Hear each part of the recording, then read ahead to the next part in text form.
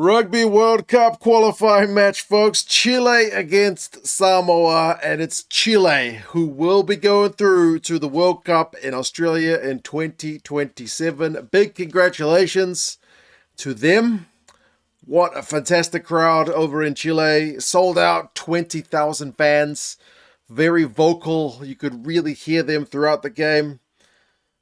And even though Samoa is closer to my part of the world, it's hard not to feel really pleased for Chile. They did an amazing job in this game. Once again, they go out to a lead. If you missed last week's game, it finished 30-all over in the United States. After Samoa had a big comeback in the second half. It looked like it was going to be a similar story this week.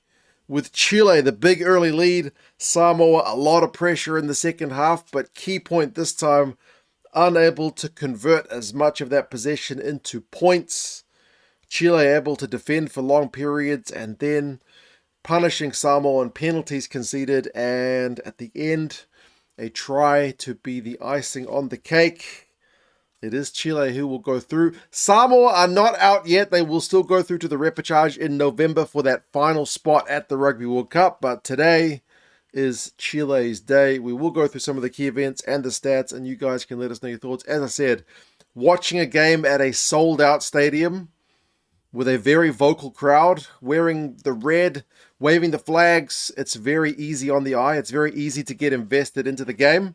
When you see that kind of support, it's very, very pleasing to see. Samoa had the first chance for points on the board when they got a penalty, but their first shot went wide. Chile, on the other hand, no mistake.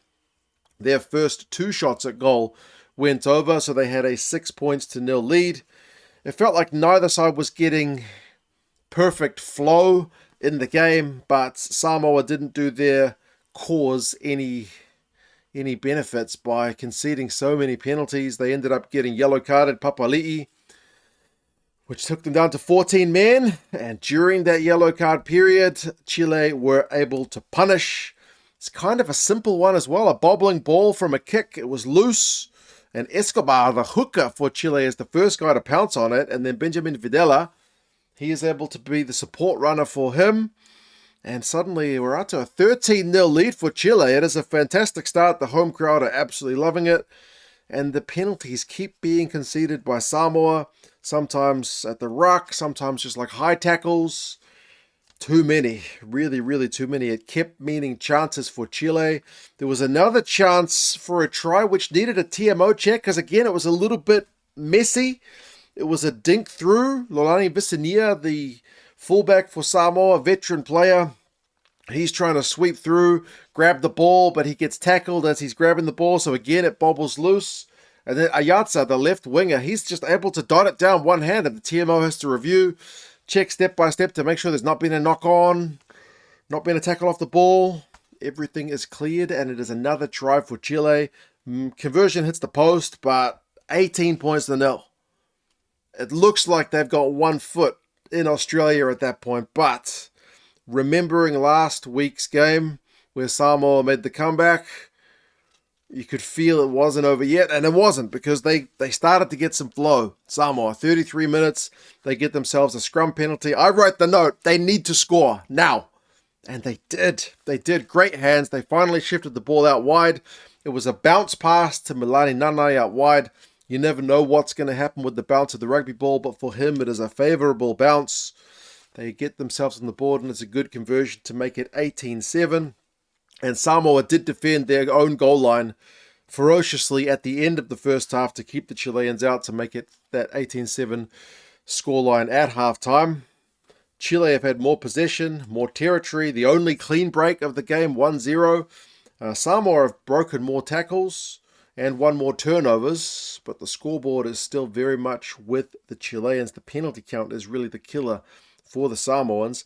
Second half, again, neither side is able to get a lot of flow in their game. There's a long stoppage for one of the Chilean guys who's got a cut. They need to clean that up. But honestly, Samoa, you felt like were looking the more likely of the team to do something. But, I mean, Chile were having their own moments as well, winning turnovers, and there were line breaks both ways.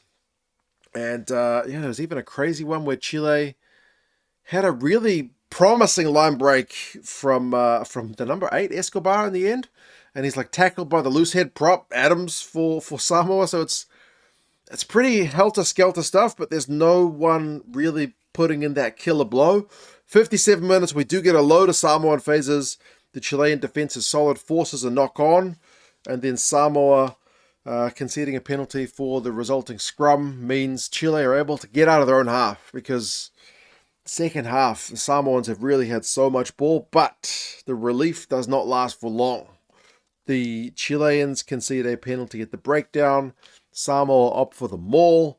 They are able to go over. They missed the conversion. Manu goes over, but it makes it an 18-12 game, which is suddenly looking very, I don't know, precarious for the Chileans. It's a one-score game. But again, it's that discipline. As Samoa have to start, being proactive and competing at the breakdown, which is an area they've been starting to get some success. They go offside. Santiago Videla is able to slot a penalty over to make it a 2-score game again, 21-12. The ref does have to chat to both sides to tell them to calm down. It's a big game. There's a lot on the line. It's getting pretty fiery. There's like a push, I think, by the replacement Samoan hooker on the face of one of the Chilean players, which is, again, a soft penalty to be conceded.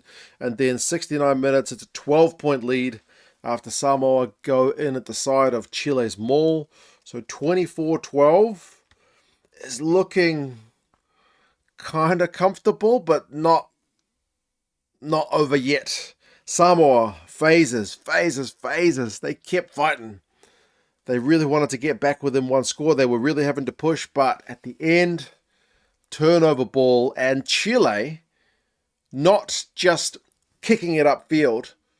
They have the guts, the bravery to just like, let's play. We've got an overlap here. We got the numbers. They go through the hands, and it is finished off by Saab, the winger. It's a nice finish from him. It gives the crowd a big cheer at full time. It's really hard. Like the atmosphere was infectious, even on the TV, just to see what it meant to the fans. Obviously devastating for Samoa, but a hell of a try. 31-12 is the final score. Scoreline maybe doesn't quite reflect the Samoans in the second half. They really had a lot of pressure on Chile. If they'd got one more score, it becomes a very, very interesting finish to the game. But I think Chile, good value for the win at the end. Possession and territory finish in Samoa's favor. Remember, it was Chile in the first. Possession finishes 58-42, territory 55-45 to Samoa. They really dominated the second half. But Chile, 5 line breaks to 1. That is that kind of key X factor that Samoa lacked in this game. Samoa did bust more tackles, 37-22. But again, they had more ball. Chile tackle 164 times, Samoa 115, so you can thank that kind of big Chilean defensive effort for getting them through to the World Cup. Turnovers one was 9-8 to Chile. Penalty count 16-7 against the Samoans. Too many, again, high shots and offsides and whatnot. Some of them just really soft. Saab gets himself a try, 79 meters, 3 defenders beaten. Papali'i for Samoa was in everything, yellow carded, 69 meters, 5 defenders beaten, 2 turnovers, 1. Really, really high involvements. Escobar, 27 tackles. That's Diego for Chile. Big, big defensive commitment. As I said, it is not over for Samoa. They go into the repechage with Belgium, Namibia, and either Paraguay or Brazil. So they'll need the big guns in that for November, because they were obviously missing some players for this game. But for Chile, man, you guys are you're a really fun team to watch. I love the way that when your guys are getting tackled, you're always looking to keep the ball moving. They always want to pass it. They always want to keep the ball alive. They want to play fast. You're a fun team to watch. You got great crowd support. And fingers crossed the game keeps growing in your country. As I said, for Samoa, it's a rough one. But the road is not over just yet. There is still that one more shot. You guys let us know your thoughts on the game. Congratulations once again to Chile. Take care, and I will talk to you guys again soon. Bye-bye.